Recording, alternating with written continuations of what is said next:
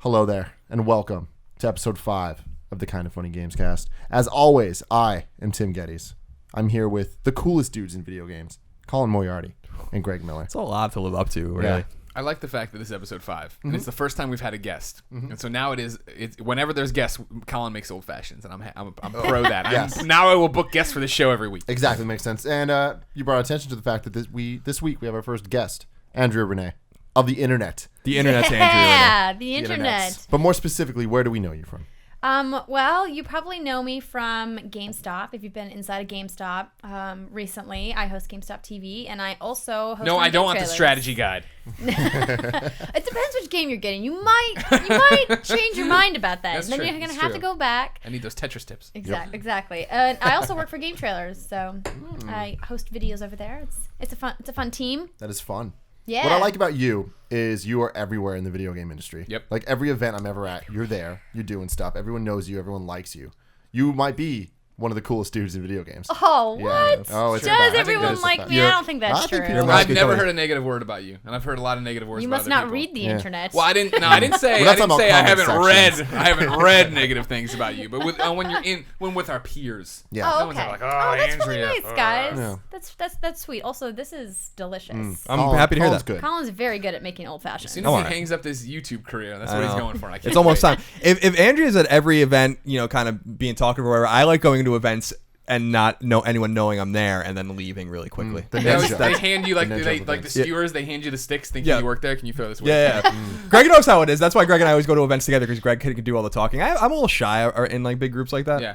And so I like going to events and just like burying my head in the kiosk for 2 hours and then being like, I gotta That's why go. we work well together. Yeah.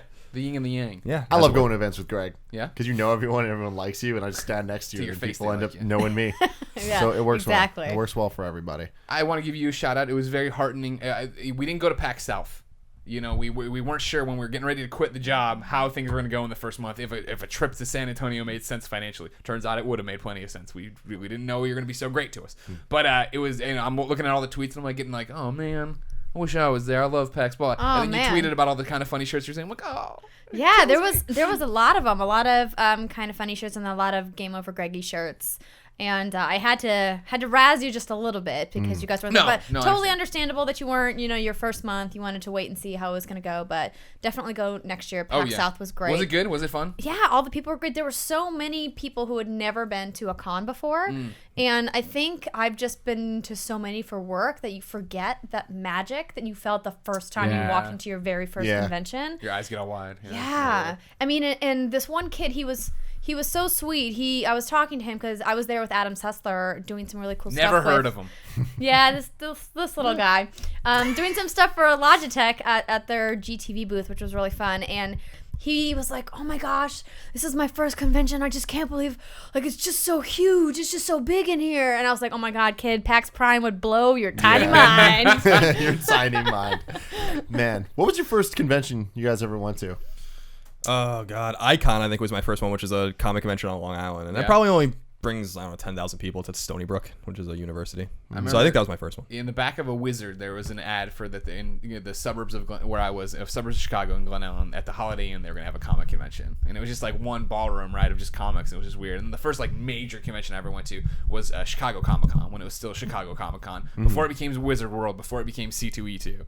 And like me and my dad went every year then from then on out, and that was like one of those awesome things. Especially now, when I always tell this story when I'm at E3 or PAX, and a dad and son come up to me, and the son's freaking out to meet me, and I'll always make a point to be like, Dad, do you like video games? And they'll 9 times out of 10, like, no, I'm just here because he loves it all. And I'm like, my dad did the same thing for me with comics, and he's gonna look back on this and be blown away. I was gonna say, yeah, you really bonded with your dad back Yeah, in the day. that was the thing, because my dad is a collector. My dad likes to collect things. Like the weekends, he's out at estate sales just looking for fucking tins and matchbooks and crap, like just garbage. That it's one of those things I think about it So sometimes. he's a like, hoarder. I'm like, he's gonna die, and what am I gonna do when I have to go to this attic and figure out all this crap? That's what you're thinking about when your dad passes away. Yeah. Is what am I Well, gonna he'll be do in a better the place by then. He won't have arthritis anymore. He won't be there to ask me who died in the Daily Herald. Oh my God. But no, that's the thing of like how much that means to me now. Like, at the time you don't even think about it, but how happy he was just to take me and be there with me and do something with me.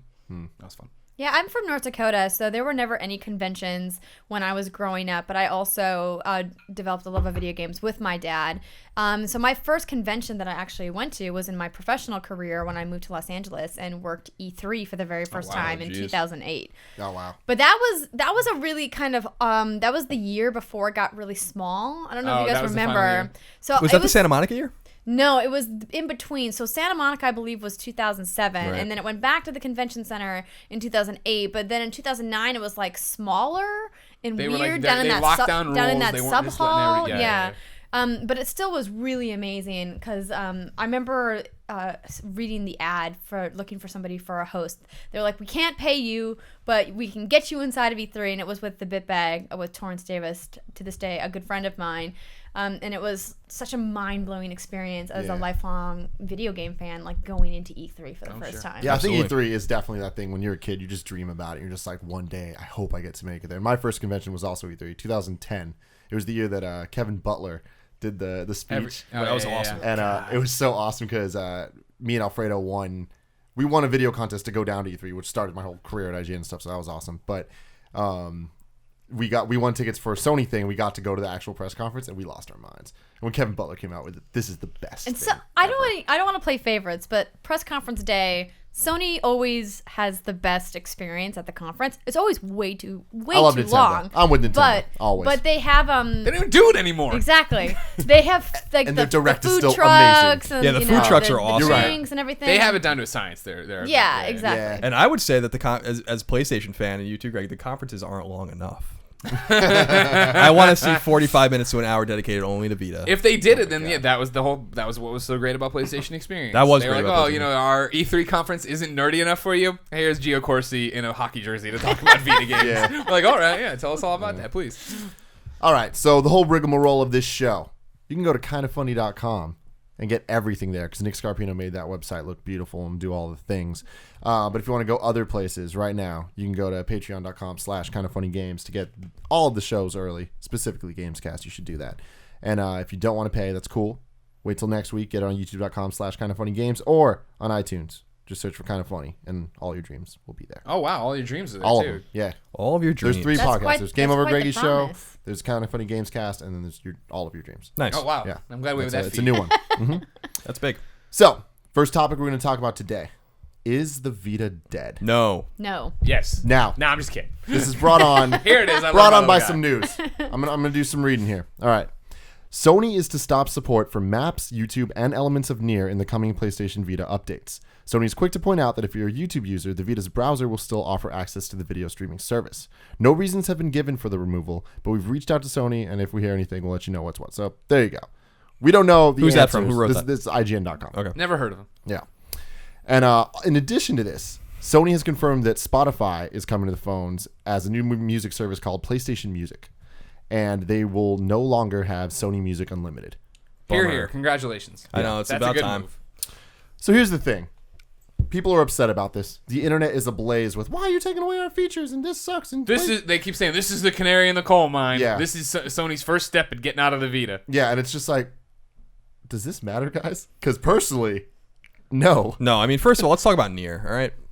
Nier, well, let's back up a minute, all right? There's no bigger evangelical voice for PlayStation Vita in this entire industry than Greg and I. Fucking nobody, you know? So I want to be very clear about that. I'm going to repeat that. No one loves the Vita more than Greg and I. All right? With that said, no one understands how to use Nier. It's incomprehensible. It's fucking stupid. I don't think that anyone that even made it understands it. I've never met anyone who understands Nier. So getting rid of Nier makes sense because we can't delete it from Vita. It takes up space and it annoys the shit out of me every time I turn my Vita on, right? So fine, get rid of that. Okay, it That's annoys the shit out of you every time you turn on your great. Yeah, Vita. because it's there.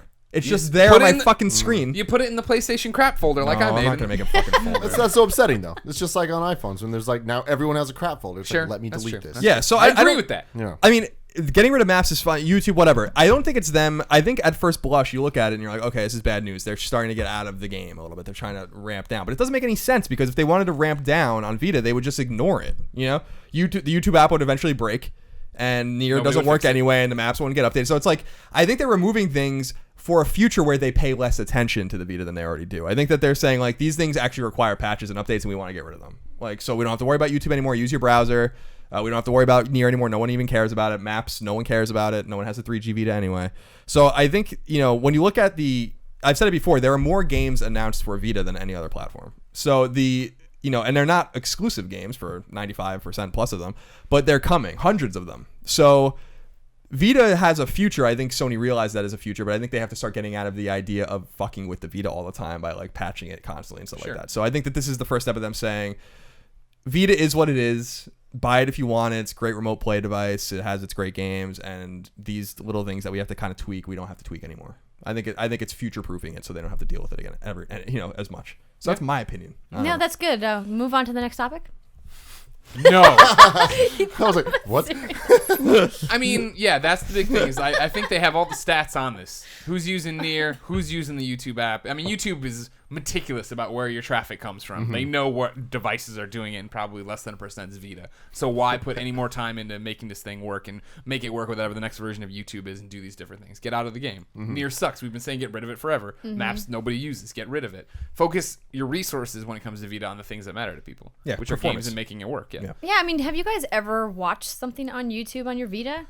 I think when it first launched, No. I opened up, I was like, yeah, and then never again. I think it's in one of my crap folders where I'm just like, whatever. Yeah, I mean, so like getting rid of it makes complete sense, and like the idea that it's dead right after they had such a huge showing at PlayStation Experience is just ludicrous, right? Like, I mean, they have a bunch of games in development, and I know that they've publicly said that they want to work with more publishers on third-party projects to port more games to Vita when and where they can. Yeah. Making the list. Building the list. Building the list, I'm sorry. Hashtag. Building the list. You've been hashtagging the wrong thing. No building wonder the your list. games No aren't wonder no getting one's made. listening to me. I don't use hashtags very often unless they're hashtags I've made up. Okay. Like believe with the LI that's capitalized. You made that up. No, I don't just made that up. I made the hashtag up because you can't capitalize certain things. It's just believe, and then you click on it, and it's just a bunch of shit that has nothing to do It's a with the lie. Islanders. The whole thing. Yeah. It's all. Yeah, no, I think that Vita's doesn't have a vibrant future. It never had a vibrant future, like since it launched. Right? It is what it is. It seemed like it had a vibrant future. It when did. launched. It did very when I vibrant. boldly predicted that it OLED. was going to sell. It does in certain markets. The United States is just not that market, right? It's still doing really well in Japan, and I think it's going to continue to do well there because that's where they're pushing the most software support. But until they can overcome that idea that the Vita doesn't do anything else but play games, they're never going to really grab onto the American market. I mean, 3DS has done, I think, a better job of it. But I think that's because a lot of gamers in the West in particular just have a longer love affair with Nintendo than they do with PlayStation. True. Yeah, there's definitely something to that. And obviously the first party games are a big draw too. Sony tried, right? Like Killzone was good. It was really good. That might be the best Killzone game, is the one on Vita. Mercenary? Yeah, and Uncharted was good. Golden Abyss was good. And we heard that tragic news last week that, Bend was going to make another Uncharted or an Supposed Infamous game. news. Supposed news. Yeah. That's The true. real tragedy of the supposed news was the death of an Infamous game before it even got out of the Yeah, womb. I know. That sucks too. Somebody aborting Infamous games, and I am down with that. My Pro Infamous. Pro. That's good, Greg. Yeah, I don't know. I think Vita's fine. I agree with Andrea. But that's like the thing is, it's fine. Yeah. And this is why the people get mad about you're hashing old news. The overall topic is Vita dead is an interesting question. It's not dead, but is it ever going to go anywhere else? Is this what the Vita is the real question. Yeah, this is what it is. Well, it'll only go somewhere else once PlayStation decides to commit a substantial amount of resources to making games developed specifically for Right. the Vita hardware. And we're just not seeing them do that. Like, First Party hasn't come out the gate and said, we have this awesome lineup of games that you can only play on your Yeah. Vita. I mean, Yeah. when I was at PlayStation Experience, one of the few, if not the only exclusive that I played there was Severed, and that's being made by Drinkbox. It's not being made by, First Party. So, I mean, that's what they would need to do, but I don't think that's where PlayStation's, MO is right now. I Yeah. think No, they're they're- still pushing PS4 Their really bread hard. is and- buttered really obviously with the PlayStation 4. Once Yeah. the PlayStation 4 came out and did so well, did beyond everyone's predictions, I think that was the moment, right, where it was Yeah. like, all right, well, we're going to focus on this. We're not going to let Bend go make a Vita game. No, we're going to get them to go work on a PlayStation 4 game. Everybody's working on a PlayStation Yeah. 4 game. So if you're one team, that's it. Don't worry about it. And then you see things like Tearaway, which are examples of that, where it's like made for the system and all that. And then now the next one's coming out for PS4. Yeah. And it's just kind of like, all right. Yeah, and I mean it's happening a lot. It happened with Big Fest too, which was they only talked about it as a Vita game, and that's second party. But that and then they brought it to PS4, I guess too, because they just understand these games aren't going to sell. I'm surprised we haven't seen Mercenary Golden Abyss actually ported off either. Although both those games sold very respectably, especially Uncharted sold over 1 million copies. But Yeah, I mean, there was rumors as of last year that Sony Cambridge, which is now Gorilla Cambridge, which made Killzone Mercenary, was working on another Vita game that got canceled. Who knows if that's true or not? And they've pivoted to PS4. And obviously Ben, who made the engine for Uncharted, and this was one of the things that source talked about, is that we made an engine too, so no one else used it except for maybe Zipper used it with the Unit 13, and that didn't work out very well for them. So yeah, everyone's off. The only first party that's gonna have their hands on Vita games going forward is Studio Japan, and they're getting with Freedom Wars, for instance. But yeah, you're never gonna Patapon's done. You're never gonna see Patapon again. Never gonna see another Patapon. No, I don't think even so. On PlayStation 4. Maybe even a collection. I don't know. Even a special edition PS4. A special edition PS4 that only plays Patapon. But even with Freedom Wars, like Studio Japan's turned very much into Sony Santa Monica in the sense that they're just producing a lot of games now. Obviously, Santa Monica's produce Hohokam, and they help produce Journey and all this stuff from Giant Sparrow. They're helping produce The Order 1886. Same thing with Studio Japan. They're helping produce Bloodborne. They had their hands in Freedom Wars, but Freedom Wars wasn't made by Studio Japan. It was made by Dimps and Shift, which are two Japanese studios. So and it was amazing. Everybody buy it. Let's get another Freedom Wars. Come on. It's sad. I agree with what Andrea's saying. Like, I think that without first party support, and we've said this many times, like the handheld can't thrive. And if you're not willing to keep your first party games on it, like they did with Tearaway, then. And I think, by the way, removing Tearaway gave Media Molecule something else to do while they figure out, the PS4 game that they've been working on, because, Clay Wobble. Yeah, because I'm super interested to see what they're doing. I feel like that was a stopgap for them to be like, we need to do something else while we, get this game off the ground. Yeah. Everyone's working on PS4 games. Shuhei told us that 2 years ago, so it's not a surprise. It's just a surprise that none of the ancillary parties are making a Vita game. Yeah. Well, and if they're not going to make games, it would be cool to see them make some kind of support where you can cross-play with your Vita and your PS4 at the same time. Like, we've seen that with the 3DS and the Wii U with games like Monster Hunter 3 Ultimate, where you can, play at the same time with both units. And we haven't really seen, Smash Bros. Even. Something like that with Vita and PS4 yet, unless you guys can think of a good example. There's been only a couple in their tiny games that I can't remember to even reference, but I know for a fact there are. But there hasn't been like a standout like AAA experience. No like, AAA experience. Do you want to buy a Vita? I know, like, when we were talking about it earlier in the year, we were saying how awesome it would be if they, for holiday in 2014, they would have made Vita PS4 bundles where you can buy both, and they really push remote play. Mm-hmm. Yeah. But we never saw that, and I think until they can develop cool ways to use your Vita with your PS4, then there's no incentive to buy that PS4 or the Vita unless you're specifically using it for remote play. The train left the station for that one at launch with Madden.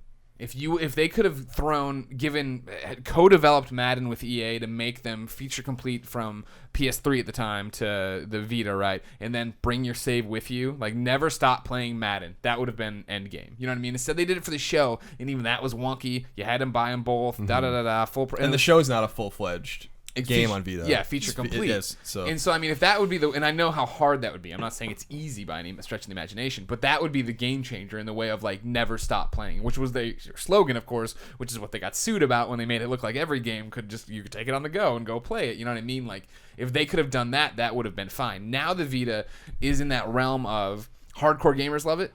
I love mine so much because I get to play all these great indie games that I missed on PC that now come to the Vita that I get to go play. And I love that, and that's what I want to, and that's what I wanted for Trips and Freedom Wars were so great at that when it launched, being on the go with Christine in Missouri and going to coffee shops and just playing for hours, just her and I just sitting there. It was so much fun. I want to do that, but you need more experiences like that to get it outside of that realm, and I think that's where it's at. I think that we always make fun of Craig Harris on GameScoop that one time when I yelled at him when he said the PSP was in a 6-year tailspin. And I'm like, that is impossible. That's a landing at that point.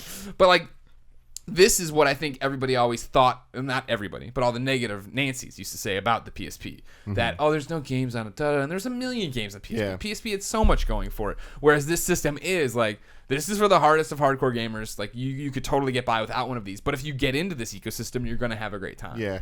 The PSP is interesting, too, because that one was definitely more focused on, there was no iPhones at that time. So it was like, that was the only way to get portable video and all that stuff. So the non-gaming stuff, even, like, there was a ton of games for it. But, even back then, it was easy to say, there's no games on the PSP in relation to, like, the consoles and stuff. Yeah.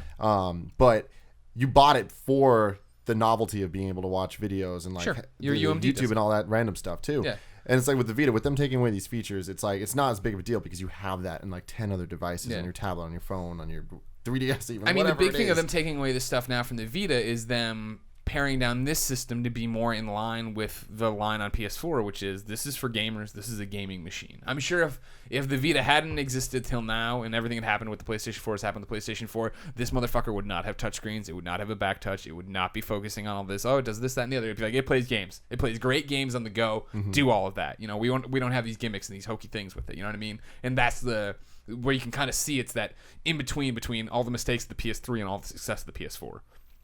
They want to come out, they want to do this, they want to attach stuff to it. And I think at the end of the day, I understand. This is the first time I read news about Vita where I'm like, I can see where people are coming from, though, with like the death of the PSP or the Vita or whatever, where I'm like, yeah, this is weird.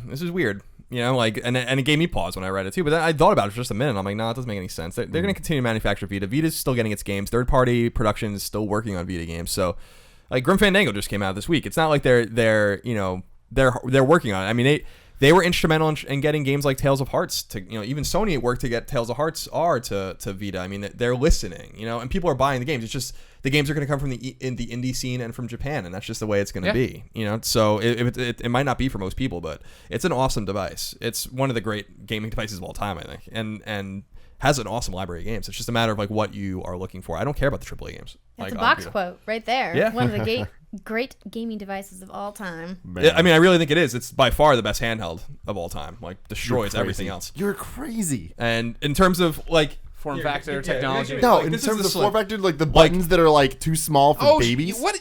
Every Too small for babies. Handheld has small buttons. Yeah, that's true. It's an awesome but not device. The PSP was great. PSP was too chunky. The technical fidelity care. of this It device felt is better. unrivaled. This makes, and I've said it before, and I'll Way say it again. better. 3DS has good games, but this thing makes 3DS look like a fucking baby's toy. And that's like the bottom line. Like, that's why I like this Games device. are so good. The game, But that's 3DS has good he's games. saying about the games. Yeah, he's not arguing the games factor. He's arguing the form factor. Yeah, Yeah, but the games and the hardware go hand in hand because if you don't have good games to play on great hardware or excellent games to play on excellent hardware, like, I mean, what are you even doing? Like, what's the point of having an awesome shine? It's like Steam Machine. Like, what's the point of having something so sweet, high powered, like glossy, amazing, but then there's like, oh, what do I play on it that I can't get on something else? You know? But I do dispute the notion. I've disputed this for a long time with 3DS. That 3DS has this amazing library of games because it doesn't. It does. It has a few games a year that you must play, but it's not. Vita gets more games way more often that I feel like I need to play than 3DS. When like 3DS gets Zelda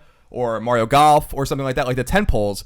There's no the independent ecosystem. Mario Golf is You We better, love you Mario better Golf. back the fuck up right now, No. Andrea, if you're gonna. I also enjoy Mario Golf, but I'm saying for Vita or for 3DS owners, they're thinking of Animal Crossing and Fire Emblem and Pokemon. Right, but those games, that's the point, is like Fire Emblem, you know, came out, and now we'll get another Fire Emblem in about a year and a half. You have like I want to say every year 3DS has about a half dozen games or so that like That that are great games. Now it's compared to zero. Well, no, I don't Get think. an amazing fuck you, Metacritic Tim. score. But I don't think that that's the case. What I'm saying is that like DS has the best handheld library of all time by far, and I think GBA's library is way better than 3DS's too. So with a much short, with a pretty equivalent amount of time now, GBA died very early. So, and it didn't have to die that early. They killed it.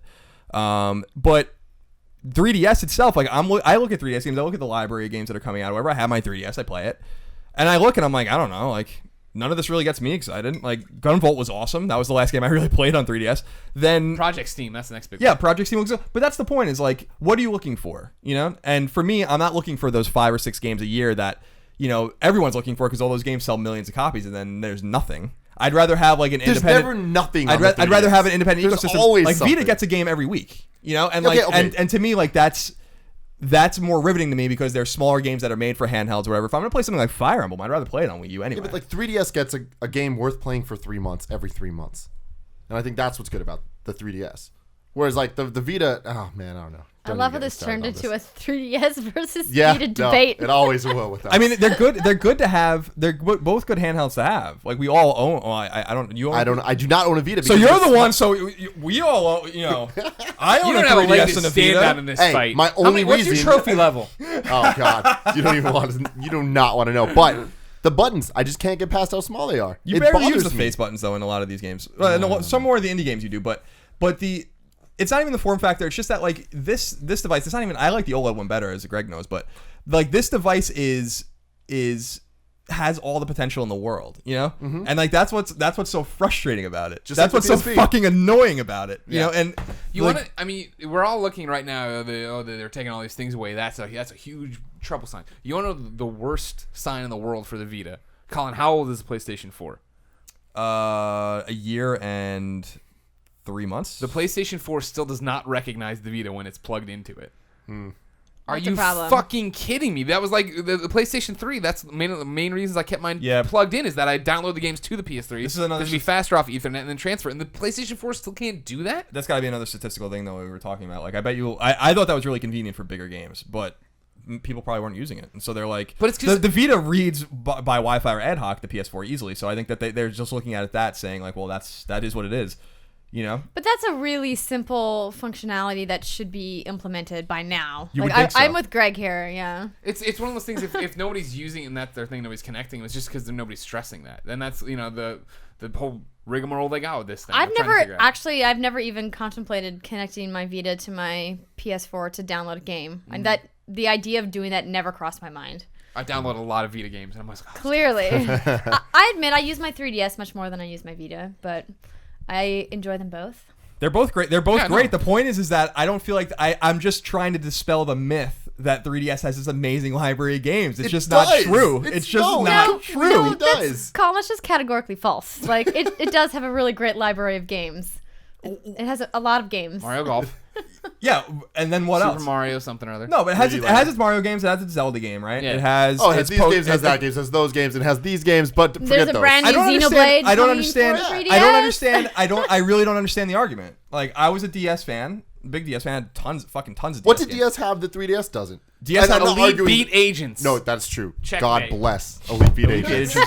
in a weird. It was a weird game. I love that game. I just think that like I think people are so hard on Vita comparing it to 3DS when like I don't think either's catalog is like blowing the other's away. I'm sorry, like I just don't think that that's true. Like if you're looking for AAA games, we've talked about it many times. I'm a big Nintendo fan from way back, and like something like Zelda will get me involved in it, or something like. Pokemon I don't give a fuck about anymore, but like, there's other games that would get me involved in it, but like I'm looking at the catalog of games, I'm watching as games come out, and I'm like, I don't really see like what's so astonishing about like the 3DS's catalog, like I really don't. I'm sorry. Like DS's catalog was awesome. GBA's catalog was awesome. I agree on Where's the both of those fucking fronts. Castlevania game, for instance? That doesn't suck on 3DS. We got the Castlevania game that sucked, but where's the Castlevania game that doesn't suck? Yeah, I understand. You understand what I'm I understand the saying? suck between and not suck. So Where's no, the Castlevania game on Vita? where's the Castlevania game? Period. Yeah, I guess you're right. But no, I think 3DS has its place and it's doing well. It's not doing that well, but it's doing well. And I play mine when it's relevant. I'm just saying, it's not an attack against Vita versus 3DS. Obviously, 3DS is doing better. Obviously, 3DS has the better AAA games. No one's disputing that. But I do dispute the whole like 3DS trouncing Vita through its The fucking argument, library. the argument that I think think the coherent thing that wouldn't get you lynched by these two, you said in there, was the fact that neither of them is blowing the other away. no, I don't think that. I think that's true. Okay, well that's what I'm just saying. In a hardware perspective, I don't know. one's blowing the other way. Honestly, it's like I could never recommend someone a Vita over. Run 3DS. me through the DS, and this is like I'm not even saying much in this fight because I'm not briefed on the whole 3DS library. I pick up the exclusives. That's what I like to play on it. 85 hours of Mario Golf, motherfuckers. But tell me, like the games that I would classify as just like, my God, these are amazing. Mario 3D Land, Yeah. Fire Emblem Awakening. To me, those are the two that are in another level. Okay. Then besides that, there's just a lot that are just damn good. Like we got Ocarina 3D, Star Fox 64 3D. It's like, all right, Shovel they're Knight. remakes, but they're great.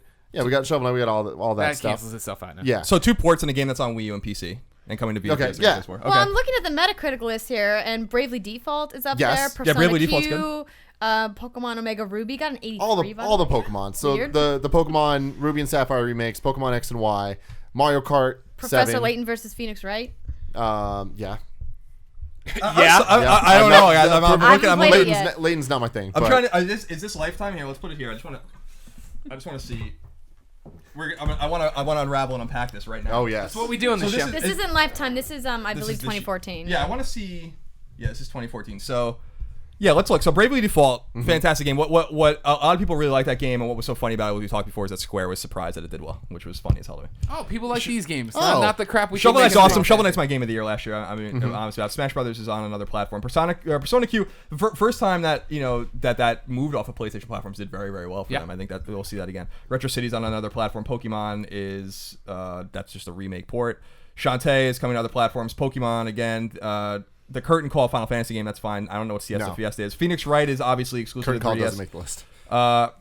So yeah, Layton, I love Layton. So there's one. Azure Striker Gunvolt, I brought up before. That was an excellent game. So I mean, this year, like I'm looking, then Mario Golf. So I mean, I'm sorry, I'm like not that impressed by this list of games. You just said you liked almost all of those you games. said you liked those, and then a lot of the other ones were just like, oh, it's on another platform, so it doesn't count. So like, then let's look at the Vita list. I don't know. Here, you do it. I don't know. Sword Art doesn't Online exist. coming through. It doesn't exist. Don't be a dick about it, all right? So I was just telling you guys this. I've never seen House of Cards, and my friend Kevin, our good friend Kevin, has not seen it either. Started watching it, and he's like, dude, you need to see this. Is that a PS Vita? Vita? I've been thinking about picking up What one games does it play? And the guy goes, all of them. Okay, so this is the Vita list. All right, so Velocity 2X is on PS4, so that doesn't count. Final Fantasy's on PS3. Rogue Legacy was probably one of the best games of last year. Doesn't count because it was there the year before on PC. TXK is actually exclusive, but I don't think that should count either. Frozen Synapse Prime is on exclusive. Minecraft is number 5. That Great counts, game. right, guys? Hey, that's Yeah, I will- Soul we can't Sacrifice go. is exclusive. Disgaea 4 is a port. Danganronpa 2, obviously. I mean, that's is exclusive. Yeah, so I mean, honestly, I'm looking at this list and I don't feel like it's really like that different for last year. No, this list is much better, or not nearly as good as the 3DS list. Yeah. The 3DS list was much better, especially when but side by side score comparisons are about the same. Yeah, I mean, I think Velocity 2X is fantastic. That's because these include Colin's reviews on things. Rogue Legacy. I didn't review a lot of these games. I didn't review Velocity. I didn't review Rogue Legacy. I really like that game. Frozen Synapse was Oh, look at how low Freedom Wars is. Yeah, Freedom Wars I gave an 8 to, so that was like that's way a lot of lower. people weren't smart enough to really understand Freedom Wars. That was the problem. Oh Yeah, yeah, okay. definitely. Let's I end. like let's, the Vita in general. Really. let's put the quarrel away. I mean, like what Yeah. the point is this: the Vita isn't going anywhere. But it's not going Ever. up either. No, it's it's not. not. It's just not going anywhere. No. It's plateaued. This is the Well, Vita. it's- This is the life it leads. Yeah, exactly. And I think a lot of it about what you want with 3DS or Vita, even though we've gone on this tangent, is about like the games you're looking for. Yeah. I will forever dispute, like I've said before, and I'll fucking say it one more time.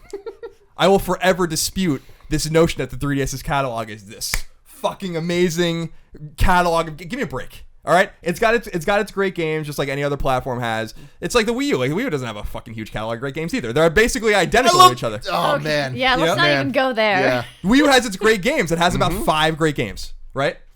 I mean, Which is a more you can say couple about more the than PS. that. Which is more you can say about the How PS4. many would you say? I don't know by heart, Sure? but I'm gonna say 7 or 8. Okay, but you were offended at first when he Well, said that. I'm just saying it's There more. was It's 5, more like, than a just handful. there were 5 just in the last year. You could have made, for 2014, you could have made a Game of the Year category out of just Wii U games that covered all of the consoles. Yeah, I'm with that. Cart Smash. Bayonetta 2. Okay. Yeah, I like the didn't- eye roll there. I didn't realize you were a sexist. Oh my god. I'm not a sexist. Way to stand up for witches. Shovel Knight. You can put on there too. Yeah. So there you go. Bam. Game of the year. 1 Wii U. Nintendo fans, you can find me at No Taxation on Twitter. Oh, they turned this off. Well, no, the other thing here is people have been talking a lot of shit. They're just like, oh, like you guys aren't like, you think Nintendo sucks and all this stuff. I'm like, no, I've just been quiet. Like, Well, stop being now, quiet. I know I need to stop being And quiet. how could you say Fuck that? this. We do so many Let's Plays. I know, of that's Nintendo true. That's It's the like, we funniest all thing. love I like Nintendo. that when they call us trolls for that. Like, oh, sit here and shit on the Wii U and then do all the Wii U Let's Plays. Yeah. Wii U's got Wii U. I stand by the fact that I like my Wii U. I bought my Wii U for the exclusives. That's what it does. I don't expect to turn it on every day. I turn it on every 3 months or so. Now we turn it on for Smash way more. Obviously, Smash has changed your life. Yeah. But before that, Game changer. Yeah, I might buy. What it I might was. buy a Wii U soon, but I want it for Virtual Console. I don't even care about any of these games. Just so I can play Mega Man 3 basically. Worth it. Whenever I want. Yeah. To make this clear, Colin. Yeah. I want a Vita. I just don't. And what's You funny just is I don't like want you to Persona. want a Vita. Like, you just don't like Luminous. I just- you just don't like Uncharted. No, I like these You things. just don't like Hotline Miami. They're great, but check this out. You just don't like Grim Fandango. Every time I went to get a Vita, You just don't like Rogue something Legacy. fucking happens. I wanted to get it a long time ago, and I touched. I'm like, oh man, why are the buttons just so don't like small? Freedom This Wars. pisses me off. And I was like, and there's no game I need for it. Then I was like, you know what? It's worth it for Crash Bandicoot and all the games I want to play from yesteryear. Oh wait, they're not on it because of stupid bullshit that will never be explained. And we've talked about before. But that upsets me, Greg. And then Stupid bullshit that'll never be explained. Oh, and then all of a sudden it's there, and you can play Crash Bandicoot. Aren't you going to be able to play them through PlayStation Now? Oh Jesus Christ! We'll I see can't how even that with goes. thing. I can't even with PlayStation. I don't even want If to talk current about it trends continue, PlayStation Now will be on the PlayStation Vita in about 2028. That's a fair point. But there was one weekend when you could play all these amazing classic games on this system, and I'm like, I looked at you, Greg. You sat next to me, and I'm like, Greg, I'm buying a Vita. This is happening. Then I went out to buy a Vita, and then Sony changes everything, and they're like, nope, you can't play these games. I'm like, well, that sucks. Then I was like, you know what? I'm just going to buy it. I'm just going to buy it, support this thing. I'll enjoy it. And then they canceled the OLED one. You just can't buy it anymore. Yeah, I know. That's why I'm holding on It's to mine. this For weird years. other I one. have the original too. So I'm just like, all right, well, I guess I'm done then, because I'm not buying this inferior little not beautiful one. Yeah, it's not beautiful. No. That's true. I mean, the new Vita is not as Neon pink, get out of here. Hey, you know It's the only one available. At I'm least sure. that if you didn't want to play on the new one and you only had the old one, you could still play the new games.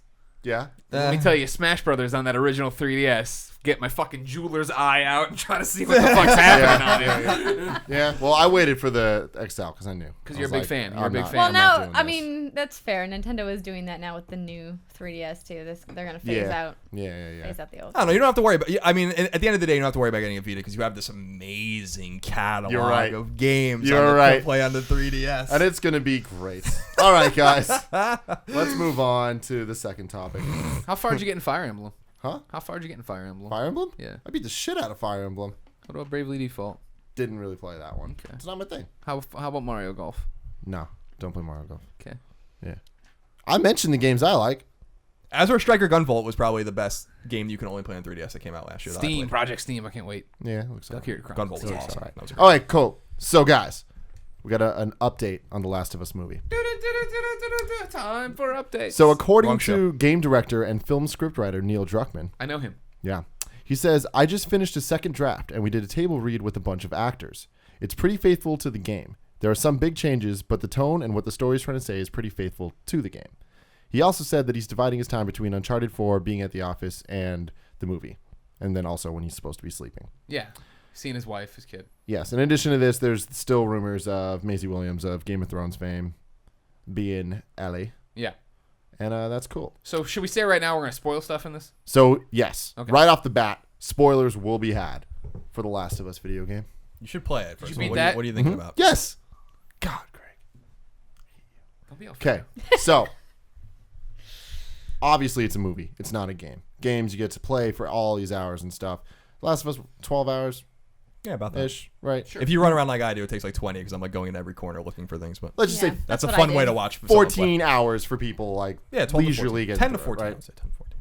Movies are hour and a half to 2, maybe a little longer if you're crazy. I don't think they're going to go too crazy with this. No. They should. What should they cut? How do they make that happen? What do they need to do to nail Last of Us in movie form? I don't know if we can. The more, And is the more I Maisie hear about Williams this, a part the of more- this? The more I hear about this, the more I don't even want them to do it. To be honest, I I stand by the fact I never want them to do video game movies. Video games, I think, are their own art form. They are, we don't need. Why are we as video game people trying to get the approval of mainstream audiences? I don't think it's about getting approval. I think it's about having such like an unending appetite for your favorite franchises that you just want to see as much content about them as possible. And this was such a well done, story driven, interactive experience that it seems ripe for a cinematic feature film. I mean, I think that if done well, it can complement the game, but when you try to think of it replacing a game or giving you the same experience that a game gives you, you're thinking about it wrong. Sure, 100%. I always stand by the fact Nick Scarpino, who's out there right now, probably doing push-ups, curls. He always talks about the fact that he's waiting for the era of the video game movie to start. We're living in the comic book era, right? And for years, comic book movies were terrible, and then X-Men changes everything and goes around. He's waiting for that. I stand by the fact that I think this is the first video game movie that has an honest chance at it. I don't count Warcraft. Everybody always throws that in my face. All I've seen is a guy in the forest. That doesn't sell me on that fucking Warcraft movie. is farther out there than Guardians of the Galaxy was as an idea that you can sell to an audience that's never been familiar with the IP. Right. This is a thing, though. I think this is the best shot at it because Neil's so so closely involved. You know what I mean? He understands the story and the characters because they're his, and he's going to guard them and make sure it goes the right way. In terms of cutting stuff, I mean, I think you got to cut out. I can't remember the name. The brothers you run into. Well, the one brother gets bitten, comes after Ellie. Yeah, she kills him. Then he blows his brains out. Yeah, that was a weird aside. I know exactly what you're talking about. It was cool for the moment and stuff, but like it's just they betray you. Exactly. Yeah, but then you run back into them later on or whatever, and then all hell breaks loose. But you can't spend that amount, right? The big beats have to be. I mean, even the beginnings have to be drastically shortened. I wouldn't even be surprised if like it starts with Joel and Tess, or it starts with obviously. We have to get Joel's backstory. Maybe we don't even get it in the beginning. Maybe I'm wrong on that. Yeah, maybe it's like a little flashback. Exactly. We're getting flashes of stuff than, as he wakes up and all this other stuff.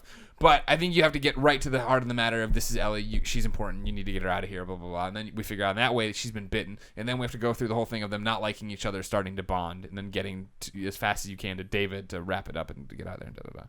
Mm-hmm. Yeah, I think that inherently with a game like that, a stealth kind of action game, that you're gonna be able to cut shit out just inherently, right? Like half the game you can just cut out because it's just combat. Yeah, so, all the gameplay. So can get like cut out, yeah. So then the meat of the matter is really the experience with Joel and Sarah in the beginning, which has to be in the movie. Do you think it's in the beginning, or do you think it's going to be? I hope so, because that's what made them. It's what we called the young Drake moment in Uncharted 3. Like that was really seminal to telling Uncharted 3 story, and I think that was extremely important to put into context his relationship with Ellie. Yeah. So I think that has to be in the beginning. And then you can fast forward to Boston. The whole tutorial section is useless. So you can put them like right into after like when the gate blows up and stuff like that. You can put them right into the wilderness when they run into the clickers and stuff. There's like a whole hour and a half that's really tutorial. So like you can even put them fast forward to when they run into the fireflies and stuff like that. So that cuts out like the whole beginning of the game with the exception of the beginning with Sarah, and which is really important. And then the end is really instrumental too. But again, like when you're climbing into the hospital in Salt Lake City or whatever, like there's like a bunch of fucking combat and stuff like that. So I think Neil is like can piece through it and be like the script's big and it's probably as it is 5 hours or whatever. But you don't have to cut out when we look at it as a 10 to 14 hour game. It's not 10 to 14 hour story. You know what I mean? I think there's like certain like I'm interested to see how they do like Bill and the whole experience with Bill and the booby trap town and stuff like that. Like that kind of stuff was really really cool. You don't think they could just cut that out? That's what I was saying. They could probably just cut that all together. Oh no! I mean, my opinion, I think that the experience not only was Bill gives Joel human context to the time between the fall and 20 years later. Like you don't understand Bill, or you don't understand his experience before he meets Ellie, really, with the exception of the few days really before he runs into her with Tess. Like so that his relationship with Bill, I think, is important character building. Because but here's the thing: I'm thinking you take out Bill and you keep Tess longer. Maybe David kills Tess on the first blush or whatever, or something like that. That you keep Tess longer and you have the same, scenario, right? That these people that you don't have to go because it's all about introductions, right? And then exploring that character. So if you can pull Bill out, give his relationship qualities to Tess, let it go longer. That'd be a way around it to keep it still to an hour and a half, 2 hours. Yeah, I think. That's a nice point. That's a good point. Yeah, I think I just don't like the idea of like something like The Last of Us even being kept to 90 to 120 minutes. I feel like it needs to go a little longer, like Wolf of Wall Street, kind of like Django Unchained length. Like, give it another hour. Give them some time to flesh things out. But again, the more I think about it, the more I don't want it. Mm-hmm. Like I feel like the story was told so well. Like, Troy Baker and Ashley Johnson were the heart of that game, and I don't know. I just it would be weird to see anyone else reading for that and stuff like that. But again, the context isn't there for people that are just gonna go see it in the cinema. So I don't know. It's a tough thing. I think that's a great story that's ripe for cinema for filmmaking and stuff like that. But I just don't see that it's necessary. The more I think about it, and it's true. Like if you were to go through a table reading of the way it is now, like what did they cut? It's a great question, especially if he's trying to keep it to like more standard 90 minutes to 120 minutes. Well, it's not even what they cut, but like he said in the quote that things have changed. So like what did they change? Like did they change what happened, at the power plant? Did they change what happens at the hospital? Like how it all goes down between, Ellie and Joel, like with that decision that's made at the end. Like it's kind of scary to think about what key story pillars they could have made differently. Right. Yeah. But I mean the fact that it's him though making those decisions, that doesn't mean that they're going to be bad But changes. is it him making You think Hollywood's pushing him around? Of course. Nobody pushes around Neil Druckmann. Nobody.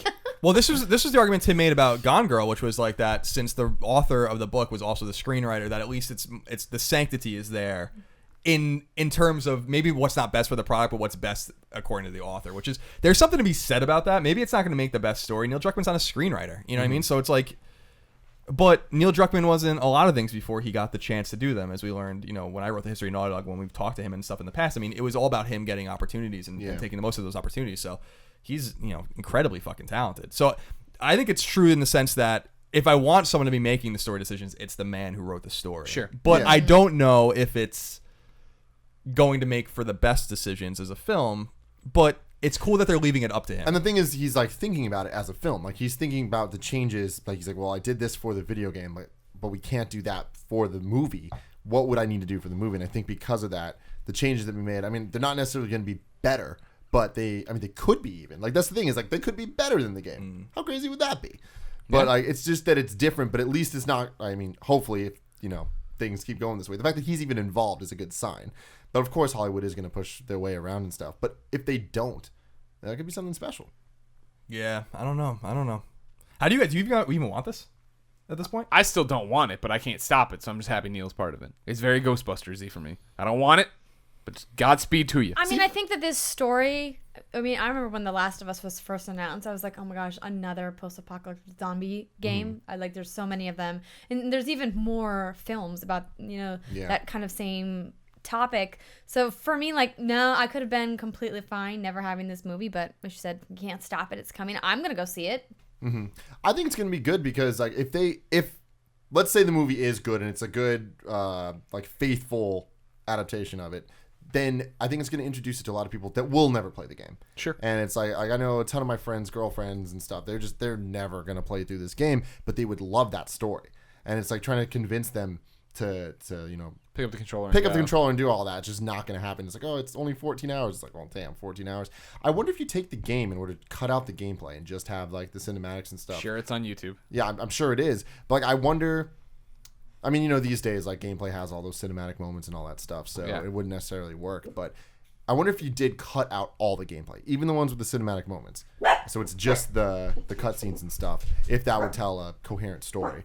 And like how long that would be. I don't think it can, in the sense that the fear doesn't come. I mean, there are certain scenes, like the scene in the State House where everyone Tess is killed, like that, are half gameplay and you're kind of running away from the action and you can't actually hang around. But like that's the interesting thing is that it is a little reductive of me to say, well, I need to cut out all of the gameplay, like I said before, all the gunplay and all the slinking around stuff. But then you lose the context of even fighting at all. So like, it's a complicated thing. Here's the thing that's bothering me the more I think about it, though. You know, Neil's working on Uncharted 4. Amy left the studio. Neil's working on Uncharted 4 with Bruce Straley, and I think Josh Scher is helping to write it too. So, like, OG Naughty Dog guys are working on the game, right? And then he's working on the script, and he's got a family. He's got other shit he has to worry about.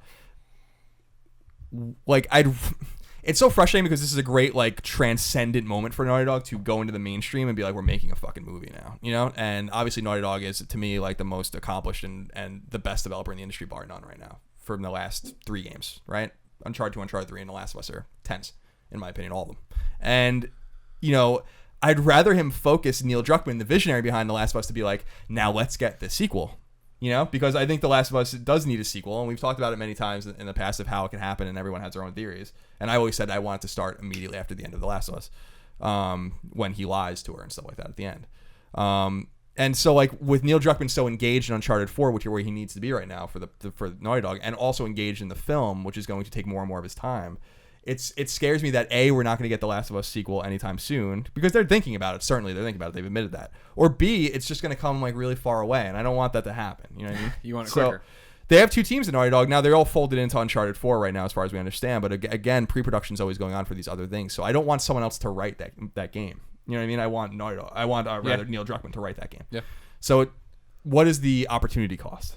That's like kind of the bigger picture for me, like over the next few years for him. I don't know. How important do you guys think the casting is, and do you have any suggestions for who you'd want? And specifically, Maisie Williams. Like, she's in, right? No. No? It's rumored. It's rumored. one of those things she says that they've had conversations. Like, you know, the whole Twitter exchange went down. Then he announced at Comic-Con that they had talked to her. And then since then, she did, like, an interview with Vanity Fair, I want to say, or somebody like that. And she was like, that's still happening. Yeah, I think she's going to be too old by the time it happens. Maybe we need to get somebody a little younger. I like her as a character on Game of Thrones for sure. Like, her character is great, but I don't know. I don't think she's necessarily right for that role, but it's easy for us to, you know, like be an armchair casting director over here. But it's sad to me. It's funny because I got to interview a bunch of I've gotten to interview VO actors on red carpet several times, and I remember interviewing the cast of Uncharted 3 at the VGAs one year and talking to the actress, the blonde-haired actress. Yes, that's her name. Thank you. And I asked her, you know, are you being considered for the movie role? And she was like, I really hope so. Like this, like look on her face, being like, I'm gonna be crushed, you know, but I doubt I'll ever be considered. And the idea that anybody besides Troy Baker, you know, being Joel is kind of hard to swallow because he's so talented. But you know, the look of Joel is something that's gonna be hard to replicate with Troy, like because of the physical differences between the way he looks in person and the you know what he did, you know, vocally. Joel did not wear enough trendy scarves and hats. Yeah. Joel's also significantly older than Troy is. Yeah, so that's also part of it. That's a huge There's thing. makeup, And though. with film on stage, you can, you know, get those illusions behind. But like for film, it's all typecasting. So the odds of them using Troy for that role are probably pretty low. Yeah, and Ashley probably even lower. Oh, Oh no way no, for Ash. she's a grown woman. Yeah, exactly. Yeah, I mean, I think you know, Andrew hit on something essential here too, which is just that, and I alluded to it before, and I think it's really important, is that, you know, with Uncharted, like, who can play Nathan Drake that's going to do the justice that Nolan North did, even though Nolan North's not a stage actor? You know what I mean? And it's the same when you set the cadence and the rhythm for a game with voice acting and with mocap and then move it to the big screen. The fact of the matter is it's never going to be pure enough for me because, like, those are the characters. Sure. Nolan North is fucking Nathan Drake. He's not fucking Nathan Drake. He is Nathan Drake. And you know, to me, you know, again, yeah, Emily Rose is you know, is Elena, and you know, Ashley Johnson is Ellie. You know what I mean? Even though she's 30 years old or whatever, you know? And Troy Baker is obviously Joel. So we can't, it's difficult because, like, that is a conundrum, you know, that you have to either get over or not. Yeah. Maybe the performance is better, maybe it's truer, and maybe they like it more, but I don't know. I'm never, the way those games hit us at the time and still to this day, it's like, I don't know, man, like that is who they are. That is who they are. So, like, how do you get around that? And to me, that's why I think, if anything, and I'm surprised we didn't touch on this, and it just came to my mind, even though I think we've talked about it in the past, is maybe The Last of Us movie should not tell their story. You know, maybe it should tell someone else's. I would have preferred that if it was somewhere different. You know, leave Joel and Ellie alone. I mean, I would even like with The Last of Us if The Last of Us 2 came out or whatever. Maybe it's not about them at all. You know, like their story's told, and maybe it's about the world. Which is kind of like the way I feel, the opposite of what I feel like maybe The Walking Dead is, which is it's about this cast. It's not about what happened to the world. Well, The Last of Us really is about the world. And then you get like this, and it really is, it's this existential thing, you know, where it's like it's about the cure specifically. And so maybe that's a different direction they go in or whatever. It doesn't seem like they're going to do that, obviously. No. But then it brings up these conundrums and these problems that I think need to be dealt with, and I don't know how to effectively do it. But I have all the faith in Neil Druckmann, like, in the world, very, like, way smarter than I am. So he'll figure it out, I'm sure. Yeah. Indeed. Cool. So, next topic. We got Resident Evil Revelations 2. Resident Evil. So, the upcoming episodic horror adventure will feature microtransactions, Capcom confirmed. A Capcom representative clarified that the microtransactions are included in the optional raid mode and not within the main campaign. So, there's these crystals that you can buy. You can either collect blue ones in the game or, like, buy red ones, and then they, like, bring you back to life and all this stuff. Right. And the raid is like this more action-oriented part of Revelations. So my question to you guys is, obviously Resident Evil went full action a couple games ago. Yeah, unfortunately. And this is just an even purer sign of just like, man, okay, they're making you pay so that you can, like, get extra lives to keep playing this action game. What happened to survival horror? Do you think it'll ever be back? And what are the key things that would be necessary for that to happen? Before anyone answers that, I was at the preview event where they showed both of these. I got to sit down with the team and see each of them for about an hour for Barry's episode and for raid mode. And the microtransactions aren't as bad as everyone's making them out to be. Mm-hmm. They've been bad in some games before, but they're not time-based. You know, they don't like keep things locked that you can't otherwise purchase. And raid mode, if you played the original Revelations, is very similar to what that is. It's just additive content to what the story mode is bringing. Like, the story mode is the reason why you should be buying Revelations 2.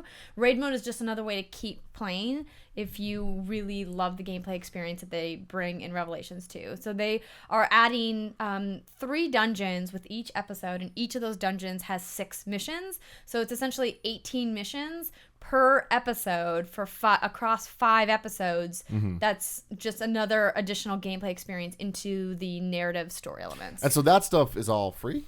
But That then, stuff's all included with the price. Yeah. So the microtransactions is just buying more lives. So like when you're in the raid. right, the so raid when mode, you're in yes. raid mode, so there's like a base where you can customize your weapons and change out what kind of ammo you have and what you're bringing, what herbs you're bringing in and stuff like that. The microtransactions, I believe, allow you to unlock weapons faster. Yeah. So if you want all Gotcha, of the weapons gotcha. available for raid mode right from the start, you can pay to unlock them all, or you can grind and unlock them as you go. All right. That's actually good insight. Yeah. Because we didn't go to that event. Yeah, I mean, like when I saw the coverage come out, I was like, why are people demonizing this? It's not. It's because Microsoft. Well, just not the word that- microtransactions. Yeah, Early- I mean, early we've ugly definitely been burned by microtransactions, but I think now we're kind of over that hill where developers and marketers are like, okay, we have to be careful about how we message microtransactions. Not big ol' blast. We're sitting, Tell you what. down to some developers not even allowing you to use the words free to play in your coverage. It's like and people making all kinds of memes about it and stuff. So I think we're past that point where now the marketing guys are wise to the fact that the audience is like pissed about it. So they're being much more thoughtful about the way that they're implementing it. At least in the AAA space. I mean, the mobile scene's a whole different ballgame. But Yeah. What do you think, Colin? Yeah, I think Andrea has some salient points there. I mean, I think that, we talked about this on Colin and Greg Live this morning, which was, these things are put into games because people use them. And I wonder if we're the very engaged hardcore gamer that consumes a lot of content, and I'm not even talking about games, but consumes a lot of written editorial, consumes a lot of video, opinions, podcasts, if we kind of overestimate our power in terms of commerce for some of these games, and I think sometimes we do, I think that something like this might not be that offensive to a lot of people that buy Resident Evil Revelations 2, and that we overestimate its offensive,ness, and I think that the evidence for that is everywhere in the industry. I think like everyone hates day one DLC, but it keeps coming. Everyone hates season passes, they keep coming. And why does this keep happening? Because people are buying them. people keep buying them, so- exactly. Everyone hates the idea of these things until it's in the game they love and want it. And that's the thing. So it's easy for me to be like, day one DLC for NBA whatever. That's stupid. But when it's day one DLC for us WWE, I'm like, oh yeah, buy it.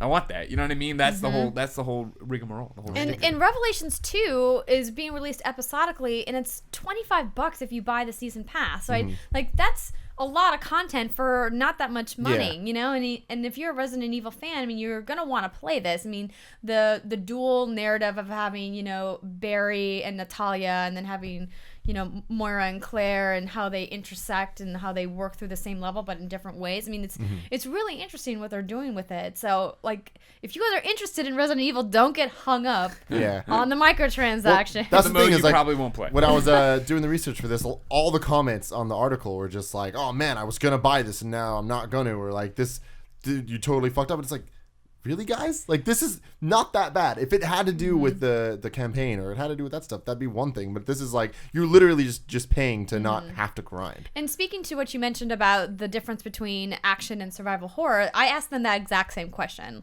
Like, I kind of put them in the hot seat and were like, you guys have been criticized a lot about turning it into a very action-heavy genre. And, you had Mikami come out last year with The Evil Within and say this is our return to survival horror, almost as if he was trying to take shots, Shots at fired. Capcom with Resident Evil. Without action, though. And they said very specifically, they said the story episodes are meant to be like, a legacy Resident Evil, very survival horror driven. You have to manage your resources, and that the raid mode is meant to be the more action heavy section of the game. So if you want that more action based combat feel to play raid mode, and that the story elements aren't going to be that way.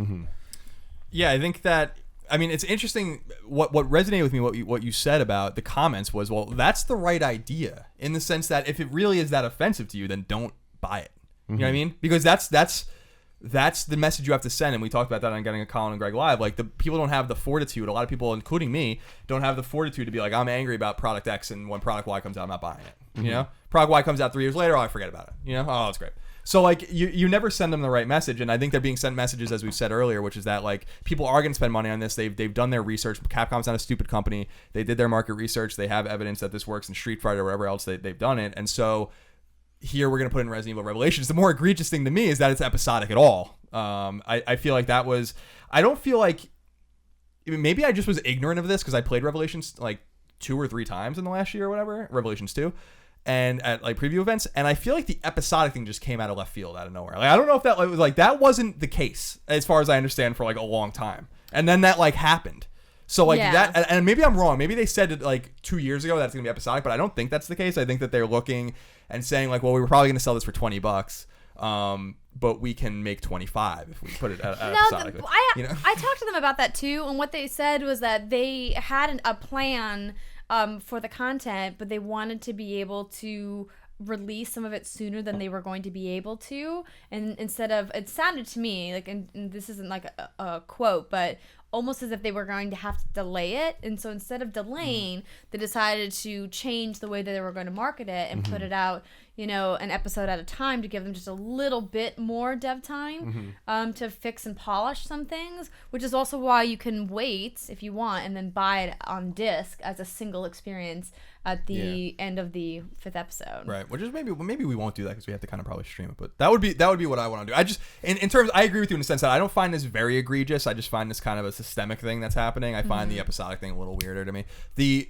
The thing is that with everything, with mobile phones and tablets are like a lost cause. I mean, that's why I don't play games there at all, because it's you know, that shit is just out of control with the free to play market. I mean, we've talked about Plants vs Zombies 2, which I love, and how I would have loved to just give them $20 if they just shut the fuck up. Yeah, you know, but like they wouldn't let me pay for it, and then they just keep bothering me. So you got nothing. You know, you get nothing now out of me, and so like that's the more ironic part of free to play, and more ironic part of microtransactions is that you have to get people like me, the people that just want to be, you know, old, you know, curmudgeonly fucking dudes that just don't want to leave their house. You know? The time gates and free to play are the worst thing that was ever invented. I would rather just give you a lump sum up front to unlock it, but the time restrictions, like you have to wait to like get another life, and like that's the stuff that really bothers me. That's not the kind of free to play or the microtransactions you're seeing in Resident Evil. Yeah, no. What you were saying about like, you know, the more AAA games and stuff that they've been stopping doing that. I've seen that, and that's good. But I was making a joke about Peggle Blast earlier. My God, I love Peggle.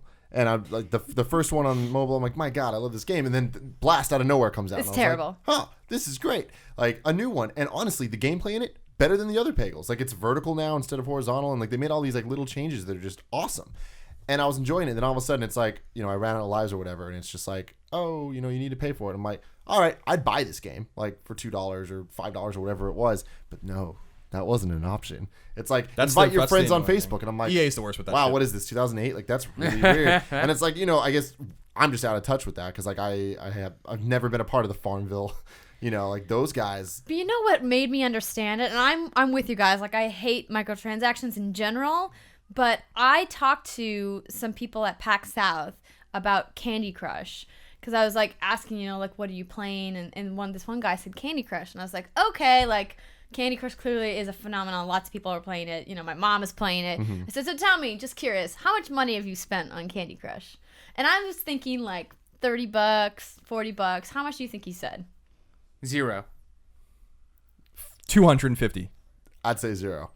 Well, if we're going by Price is Right rules, they win, but it was $200. Oh, man. Bummer. He spent $200 on Candy Crush, which is why freemium in the mobile space is never going away. Yeah. Exactly. No, You know? I mean, And I that think makes they call- total sense. They call people like him whales, I think, in the industry too. That like There's a Is lot that of people fat? that spend that much. Yeah. it's you not a know? fat joke. Well, That's not a fat joke. so here's my No, problem with not Peggle that Blast is I was like, all right, you guys are making it difficult for me to like this, but I'm going to keep playing because I do enjoy the gameplay that much. So I would, you know, keep trying, and then when I'd lose, it's like you have like 5 lives, and then you have to wait 24 hours unless you invite friends and do all this like shit. And I'm like, I'm not going to do that.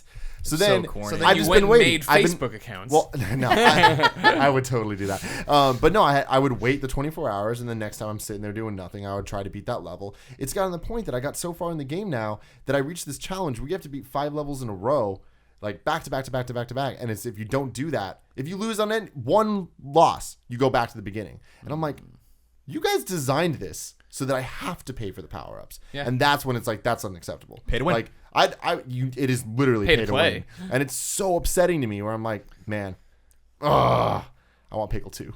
I just want to buy Pickle 2. You can. It's like $4 It's not. It's not on mobile. Oh, it's not on mobile. Yeah. No, buy it it's on not. PS4. Yeah. But I'm going to buy Xbox it on PS4. Yes. Wasn't the question though what happened to survival horror? It was, but you know what?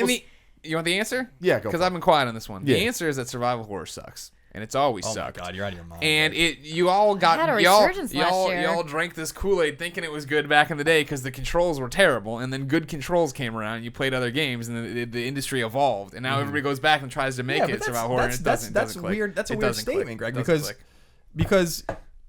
to me, Dead Space is arguably the best. The original Dead Space is arguably the best survival horror game. But that one walks that line. We've talked about this before. Is it action or survival horror? And I agree with you. It's more survival horror than action. And then Dead Space 2 went all action, which I enjoyed more. But I think the fact that there's a debate there means it's not just straight survival horror.